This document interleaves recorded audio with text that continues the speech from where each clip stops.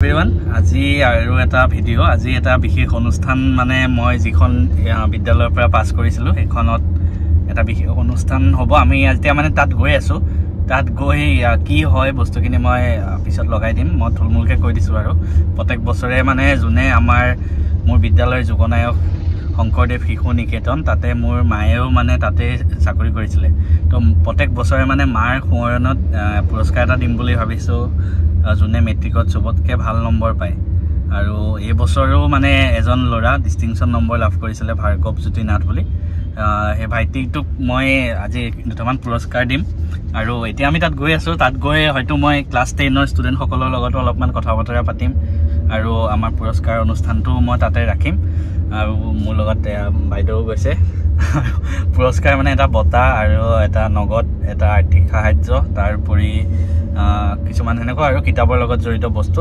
তেখেতক দিম ভিডিওটো শেষলৈকে চাব আৰু যদি ভাল লাগিছে কেনেকুৱা লাগিছে পদক্ষেপটো আৰু এটা কথা তেওঁৰ মাতৃ এইখন বিদ্যালয়ৰ শিক্ষয়িত্ৰী আছিল বৰ্তমান গৃহসংসাৰ নাই হ'লেও আমি সদায় তেওঁক স্মৰণ কৰোঁ আৰু তেওঁ সুজিতে ইয়াৰ আগতেও আমাক দুই এপদ সম্পত্তি আমাৰ বিদ্যালয়লৈ আগবঢ়াইছিল আমি সেইখিনি মনত সদায় ৰাখিছোঁ আৰু শেহতীয়াকৈ তেওঁ যিটো কথা ভাবিলে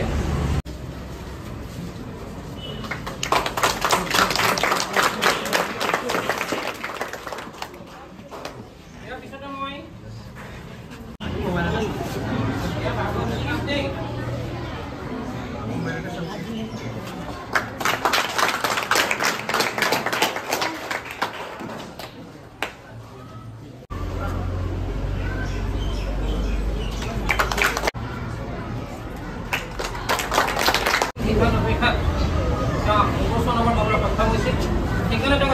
আমন্ত্ৰণ কৰিলোঁ তেওঁৰ সম্বৰ্ধনা জনাব আমাৰ সুজিতে কিন্তু সেই অনুষ্ঠানটো হোৱাৰ আগতে মই তেওঁৰ মৃত্যু উপস্থিত আছে তেওঁক মই সম্বৰ্ধনা জনাব বিচাৰিছোঁ তেওঁক জনাব আমাৰ নিকেতনৰ জ্যেষ্ঠ শিক্ষয়িত্ৰী শ্ৰীমতী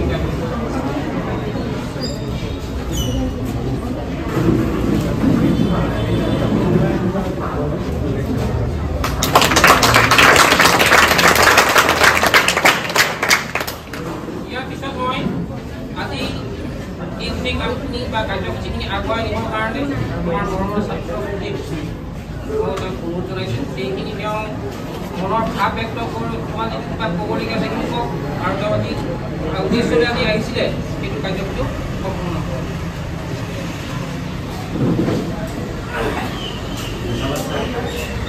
আজি এই সভাত উপস্থিত থকা আমাৰ চৰকাৰ শিক্ষক মণ্ডলী আৰু মোৰ মৰমৰ ভাইটি ভণ্টিসকল মই ইয়াৰ পৰা এইখন বিদ্যালয়ৰ পৰা 2015 চনত হাইস্কুল শিক্ষান্ত পৰীক্ষাত উত্তীৰ্ণ হৈছিলোঁ তাৰপিছত মই 2017 চনত ৰামানুজন কনিষ্ঠ মহাবিদ্যালয় নগাঁৱৰ পৰা উচ্চতৰ মাধ্যমিকত উত্তীৰ্ণ হৈ NIT শিলচৰ তোমালোকে হয়তো নাম শুনিছা ইঞ্জিনিয়াৰিং পঢ়ে তাৰ পৰা মই 2021 চনত উত্তীৰ্ণ হৈছিলোঁ তাৰপিছতে মই এতিয়া বৰ্তমান ভাৰতীয় ৰিজাৰ্ভ বেংক তোমালোকে হয়তো নাম শুনিছা আৰু ক্লাছ 10 ৰ ছ'চিয়েল ছায়েন্সত আছেনে তো সেই ভাৰতীয় ৰিজাৰ্ভ বেংকত মই বৰ্তমান কৰ্মৰত হৈ আছোঁ আৰু মোৰ এই অনুষ্ঠানটো যিটো মই মানে ভাবিছোঁ মই যিটো কাম কৰিম বুলি ভাবিছোঁ সেইটো উদ্দেশ্য এটাই যে আমাৰ বিদ্যালয়ৰ পৰা যাতে তোমালোকৰ মাজত পঢ়া শুনাৰ অলপমান যিটো তোমালোকৰ নিজৰ মাজত এটা কম্পিটিশ্যনৰ ভাৱটো জাগি উঠে কাৰণ মই এটা কথা আজি আনুষ্ঠানিকভাৱে ঘোষণা কৰিছোঁ যে প্ৰত্যেক বৰ্ষত যিজন ষ্টুডেণ্টে যিজন ল'ৰা বা ছোৱালী আমাৰ এই বিদ্যালয়ৰ পৰা সকলোতকৈ হায়েষ্ট মাৰ্ক পায় আমাৰ স্কুলখনৰ ভিতৰত তেওঁক মই প্ৰত্যেক বছৰে এই পুৰস্কাৰটো প্ৰদান কৰিম মোৰ প্ৰয়াত মাতৃৰ নামত মোৰ মা প্ৰয়াত নিজুমণি দেৱী তেখেতে এইখন বিদ্যালয়ত মই যেতিয়া সৰু আছিলোঁ ক্লাছ 4 আছিলোঁ তেতিয়াৰ পৰাই তেখেতে শিক্ষকতা কৰি গৈছিলে আৰু মই ক্লাছ 10ত থাকোঁতেও তেওঁ ইয়াত আছিলে আজি মই নিজৰ জীৱনত যিখিনি হ'ব পাৰিছোঁ তাৰ কাৰণে মোৰ নিজৰ মাক মই আটাইতকৈ বেছি তাৰ শ্ৰেয় দিওঁ কাৰণ আজি মই তোমালোকে চোৱা আজিকালি ল'ৰা ছোৱালীৰ মাজত পঢ়া শুনাৰ এনভাইৰনমেণ্টটো বহুত কম হৈ গৈছে হয়নে কিন্তু মোৰ মায়ে সদায় মোক মানে পঢ়া শুনাৰ লগত জড়িত ৰাখিছে পঢ়া শুনা হওক তাৰ বাহিৰে অকল কেৱল মাত্ৰ পঢ়া শুনাত সীমাবদ্ধ হৈ থাকিলেও আমি নহ'ব কাৰণ আমি যিহেতু মানুহ হয় আমি সামাজিক প্ৰাণী হয় গতিকে এইটো নাভাবিবা নিজক কেতিয়াও মানে তলত নাভাবিবা তোমালোকৰ চবৰে সেইটো সামৰ্থ্য আছে এটা ভাল নম্বৰ পোৱাৰ, হয়নে নহয়? আজি তোমালোকে মেট্ৰিকত আজি তোমালোকে ইউনিট টেষ্টত ধৰা কিবা এটা নম্বৰত কম পালা, তোমালোকৰ কি মনটো বেয়া লাগে? ঘৰত হয়তো গালি পাৰে, হয়নে নহয়? এতিয়া মই তোমালোকক দুটামান উদাহৰণ দিম হাই। বিৰাট কোহলিক চবেই চিনি পোৱা, চবেই ভাল পায়। কোনে কোনে ভাল পায় বিৰাট কোহলি? ময়ো ভাল পাওঁ বাৰু দেই। তাৰপিছত বিৰাট কোহলি কষ্ট কৰিহে এইটো হৈছে। বিৰাট কোহলি 2 বছৰ 100 মাৰা নাই, চবেই ঠাট্টা কৰে, চব নিউজ ৰিপৰ্টত ওলাই গৈছে বিৰাট কোহলি বৰবাদ হৈ গ'ল, বিৰাট কোহলি লাইফ খতম হৈ গ'ল নেকি। 2 বছৰ চেঞ্চুৰীয়ে মাৰা নাই, তাৰপিছত আহিছে চেঞ্চুৰী মাৰিয়ে আছে। এতিয়াতো কিমান ওপৰত দেখিছা চবেই। বিৰাট কোহলি যেতিয়া 17 বছৰ আছিলে ৰঞ্জিত ট্ৰফি খেলি আছিলে। যোনে খেল ভাল পায় তোমালোকে এইবিলাক জানিব পাৰা। ৰঞ্জিত ট্ৰফি খেলি আছিলে 17 বছৰ বয়সত। টেষ্ট মেটছত 5 দিন খেল থাকে মানে 2 নম্বৰ দিনা 50 ৰান কৰি আছে, তাৰপিছত তেওঁ দেউতাক ঢুকাই গ'ল। পিছদিনা খেলিব লাগে, তেওঁ তেনেকৈ দেউতাকক সৎকাৰ কৰি আহিছে, জ্বলাই আহিছে, পিছদিনা আহি আকৌ খেলিছে খেল। সেইখিনি লেভেলৰ ত্যাগ কৰিছে তেওঁ। সেইটো কাৰণে এতিয়া আমাৰ মাজত তেওঁ বিৰাট কোহলি হৈ আছে। মহেন্দ্ৰ সিং ধোনীক তোমালোকে চিনি পোৱা? ধোনীকটো চবেই কেপ্টেইন হিচাপে ভাল পায়। ধোনী যেতিয়া খেলা নাছিলে তাৰ আগতে তেওঁ টিটি আছিলে। টিটি মানে ৰেলৱেত যে টিকেট কাটে তেনেকুৱা আছিলে। সেই ৰেলৱে টিকেট কাটি কাটি তেওঁ ভাবে মই জীৱনত কি কৰি আছোঁ এইবিলাক, কাৰণ দিনটো কষ্ট হয়, ৰাতিলৈকে ক্ৰিকেটৰ প্ৰেক্টিছ কৰে। ইমান কষ্ট কৰি কৰি কৰি কৰি এটা সময়ত তেওঁ 24-25 বছৰ বয়সত তেওঁ ইণ্ডিয়াৰ কাৰণে প্ৰথমখন খেল খেলিলে। প্ৰথমখন খেলতে তেওঁ কিমান ৰান কৰিছিলে মই পাহৰিছোঁ, কিন্তু একদম কম ৰান কৰিছে মানে, তেনেকৈ আউট হৈ গ'ল। তাৰপিছতো কষ্ট কৰি কৰি এইটো পজিশ্যনত পাইছে।